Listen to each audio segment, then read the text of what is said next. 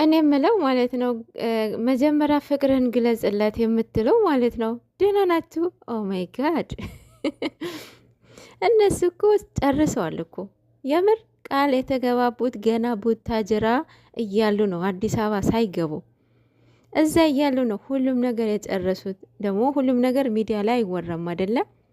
እነሱ ገና ከመጀመሪያ ነው ፍቅራቸውን ፕራይቬት አደረጉት። ለዛ እኮ ነው ፍቅራቸው ለዚህ የደረሰው። ፈተናውን ቢበዛም ግን ያው ሚስማር ስትመቱት እየጠነከረ ነው አይደል የሚመጣው። የእነሱ ፍቅር እንደዛ ስለሆነ ነው ለዚህ መደረሱት። ምንም ችግር ቢገጥማቸው ቢጣሉም እንዳልተጣሉ ቢለያዩም እንዳልተለያዩ ይኸው ለዚህ ደርሰዋል።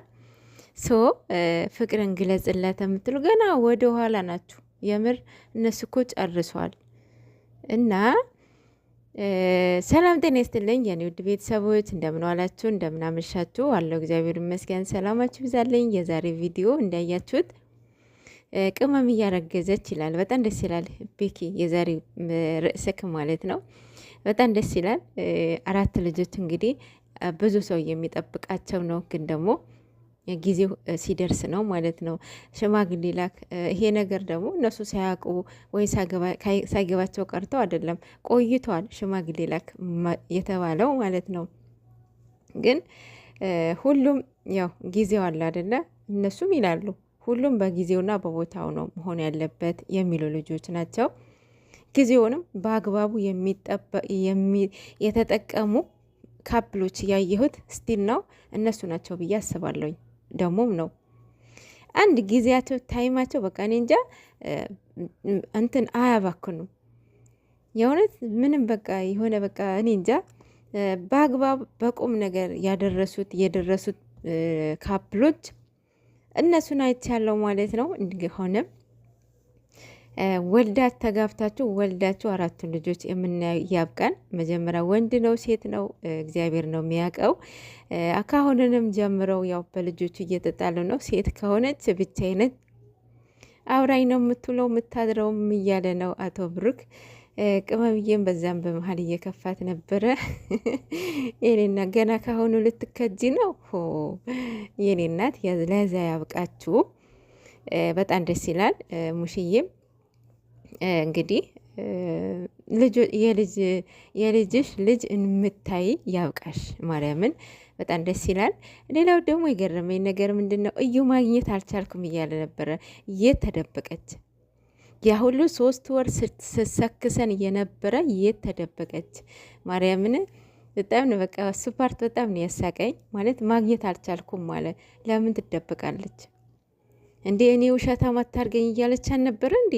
እውነትም ውሸት የሚሆን ያለመሸነፍ ነበረ ይሄ ሁሉ ፕሮሰስ እንትን መንገድ እንድትሄድ ያደረጋት።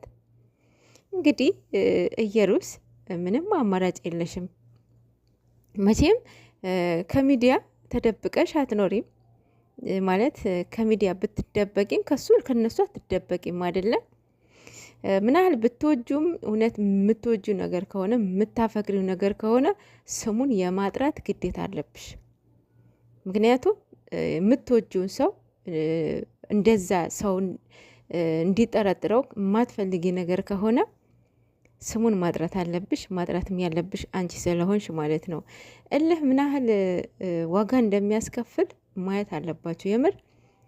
አሁን እየሩስ እልህ ነው ይህ ሁሉ መንገድ እንዲታደረጋት የምር። ኦዲየንሶች ለምን አልተቀበሉኝም?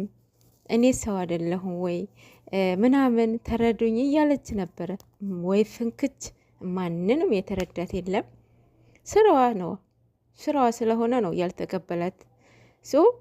አቁም እየተባለች እሷ ጭራሽ ይባስባችሁ ብላ ነበር የገባችው። እንግዲህ አሁንም እየሩስ ከተደበቅሽበት መውጣት አለብሽ ብዬ አስባለሁኝ። ሌላው ቅመምዬ 299 ደርሳለች። 299 እናጥፋት። የምር ሰብስክራይብ እያደረጋችሁ ሼር እያደረጋችሁ ባይዘው ሰብስክራይብ ሳያደርጉ የሚያዩ አሉ። ለምሳሌ ብሩክ ቤት 345 ሺህ ምናምን ሰው አለ አይደለ? ምን ችግር አለ? ሚስቱ ነች እኮ ሰብስክራይብ። የእውነት ቢያንስ እቺ 229 እናጥፋት እና ላደረጋችሁ አድርገዋት። ቅመም እዛ ሆነው እንዲያሳልፉ